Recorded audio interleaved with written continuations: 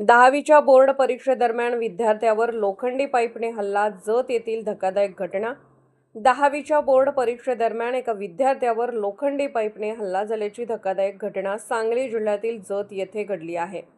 या घटनेमध्ये एक विद्यार्थी गंभीर जखमी झाला असून त्यांच्यावर मिरज येथील रुग्णालयात उपचार सुरू आहेत। मिळालेल्या माहितीनुसार जखमी विद्यार्थी रावळगुंडवाडी तालुका जत येथील असून तो इयत्ता 10वी मध्ये शिक्षण घेत आहे। त्याचे परीक्षा केंद्र जत येथील SRVM हायस्कूल येथे होते।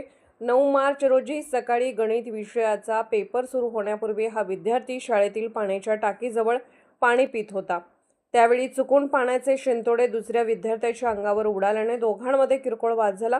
या वादानंतर संबंधित विद्यार्थ्याने पेपर संपल्यानंतर पाहून घेण्याची धमकी दिली होती।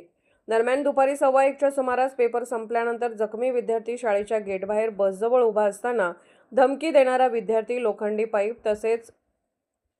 पाईप घेऊन तेथे आला आणि रागाच्या भरात त्याच्यावर हल्ला केला। या हल्ल्यात विद्यार्थी गंभीर जखमी होऊन खाली कोसळला। घटनास्थळी उपस्थित असलेल्या विद्यार्थ्यांनी आणि बस चालकाने त्याला तातडीने मदत केली। बंदोबस्तासाठी असलेल्या होमगार्ड आणि कर्मचाऱ्यांनी जखमी विद्यार्थ्याला प्रथम जत येथील शासकीय रुग्णालयात दाखल केले। मात्र प्रकृती गंभीर असल्याने त्याला पुढील उपचारासाठी मिरज येथील खासगी रुग्णालयात हलवण्यात आले। या प्रकरणी संबंधित विद्यार्थ्याविरोधात तक्रार दाखल करण्यात आली असून पुढील तपास जत पोलीस करत आहेत।